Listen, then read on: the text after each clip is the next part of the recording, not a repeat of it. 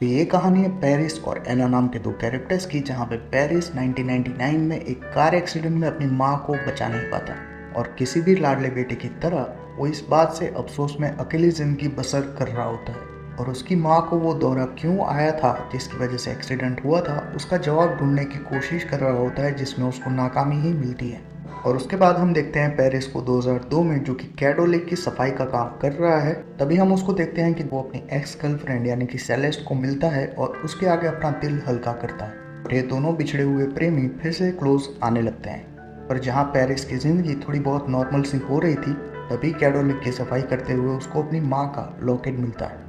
और साथ ही उसको भी वो दौरे पड़ने लगते हैं जो उसकी माँ को आया करते थे, जिसके चलते वो कैडो लेक और उसकी मदर के हुए एक्सीडेंट के बीच में कोई ना कोई कनेक्शन ढूंढने की कोशिश करता है। जब वो ये कनेक्शन ढूंढने की कोशिश करता है तो उसे पता चलता है कि जब जब कैडो लेक के वाटर लेवल डाउन हुए थे, तभी उसकी मदर को वो दौरे आते थे, जिसके चलते वो कैडो लेक को अच्छे से इन्वेस्टिगेट करना शुरू करता है। और दूसरी तरफ हम देखते हैं एली नाम की एक टीनेज लड़की को, जो कि 2022 में अपनी 8 साल की स्टेप सिस्टर एना के साथ घूम रही है। और जब वो दोनों घर पहुंचते हैं फैमिली गैदरिंग के लिए,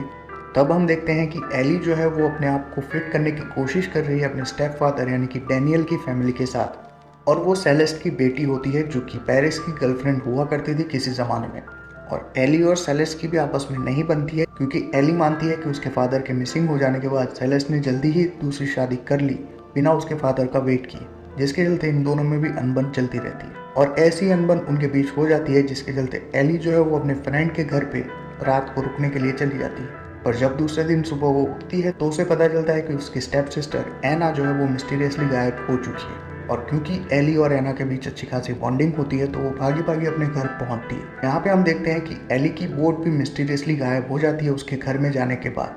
और कम्युनिटी के लोग जो एना को ढूंढ रहे हैं, उनके साथ एली भी अपनी एक इंडिविजुअल सर्च जारी करती है कैडो लेक के अंदर एना को ढूंढने के लिए। और कैडो लेक को इन्वेस्टिगेट करते हुए वहाँ पे मौजूद एक सुपरनैचुरल पोर्टल को क्रॉस करते ही वो टाइम ट्रैवल करके एक दिन पीछे चली जाती है। और जब उसे इस बात का पता चलता है तो वो वापस अपने घर पहुँचती है और खुद को ही देखती है।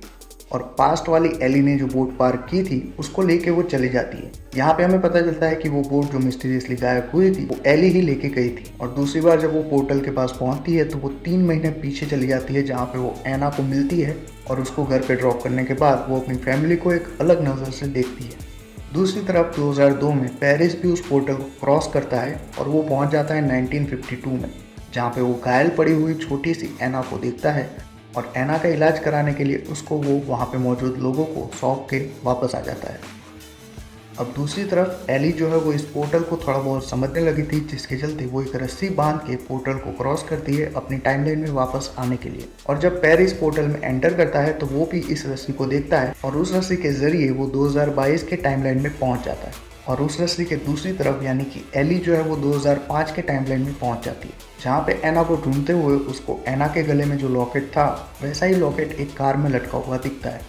और जब वो इस कार को इन्वेस्टिगेट कर रही होती है तब उसे पता चलता है कि ये कार और लॉकेट दोनों ही सेलेस्ट का है। एली जो है वो अपनी माँ के यंगर वर्जन को पहचान लेती है, पर सेलेस्ट उसको नहीं पहचानती, जिसके चलते सेलेस्ट को एक मिसअंडरस्टैंडिंग बैठ जाती है कि पेरिस ने इस लड़की के लिए उसको और उसकी बेटी एली को छोड़ दिया है और वो उसके साथ रहने चला गया है। और इन दोनों में ही हाथापाई भी हो जाती है, जहाँ पे एली के फेस पे नाखूनों से स्क्रैच पड़ जाते हैं। और जब एली को अपने फादर यानी कि पेरिस के बारे में पता चलता है तो वो उसके बारे में इन्वेस्टिगेट करना शुरू करती है और इंटरनेट के जरिए ये पता लगाती है कि पेरिस की मदर का नाम भी एना था। और जब वो पेरिस की मदर के बारे में और डिटेल में पता लगाती है तो वो उसके बचपन के फोटो तक पहुंचती है और वो ये देख के शॉक्ड हो जाती है कि 1952 में पेरिस की मदर भी बिल्कुल एना के जैसी ही दिखती थी, जिसके चलते वो अपनी बहन और पेरिस की मदर के बीच में एज मैच करने की कोशिश करती है। और उसका हिसाब किताब एक्चुअल में मैच हो जाता है और वो डिड्यूस करती है कि पेरिस की मदर ही एक्चुअली में उसकी स्टेप सिस्टर एना है, जो कि 2022 से गायब होकर 1952 में किसी तरह पहुंच गई है। दूसरी तरफ 2022 में पहुंचा हुआ पेरिस भी टाइम ट्रैवलिंग के बारे में जान चुका है,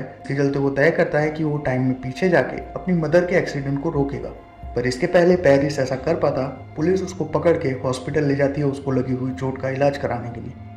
और जब पेरिस को पता चलता है कि डैम के दरवाजे खुलने वाले हैं और पानी का लेवल बढ़ जाएगा, तो उसे पता चल जाता है कि पोर्टल जल्दी बंद हो जाएगा जैसे ही वाटर लेवल राइज हो जाएंगे, जिसके चलते वो हॉस्पिटल से भागता है और सेलेस्ट और डैनियल की कार उठा के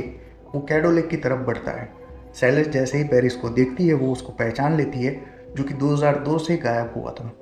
अब पेरिस किसी तरह कैडो लेक पहुंच जाता है और ब्रिज से छलांग लगा के पोर्टल की तरफ तैरते हुए जाना शुरू करता है, पर तभी डैम से पानी छोड़ा जाता है और उसमें बहते हुए पेरिस का सर पत्थर पे टकराता है और डूब के मर जाता है। दूसरी तरफ एली जो है वो सारी इन्फॉर्मेशन कलेक्ट करके वापस पोर्टल की तरफ बढ़ती है, इस बात से बेखबर कि पोर्टल बंद होने वाला है। पर पोर्टल के बंद होने से पहले ही वो अपने टाइमलाइन में वापस पहुंच जाती है, जहाँ पे वो डैनियल से मिलती है और डैनियल को बताती है कि एना के जरिए अब हम फैमिली है, क्योंकि एना एक तरह से पेरिस की माँ है और पेरिस उसका बायोलॉजिकल फादर है। इसके चलते वो ये डायलॉग बोलती है डैनियल को। पर जब एली वापस सेलेस के पास पहुंचती है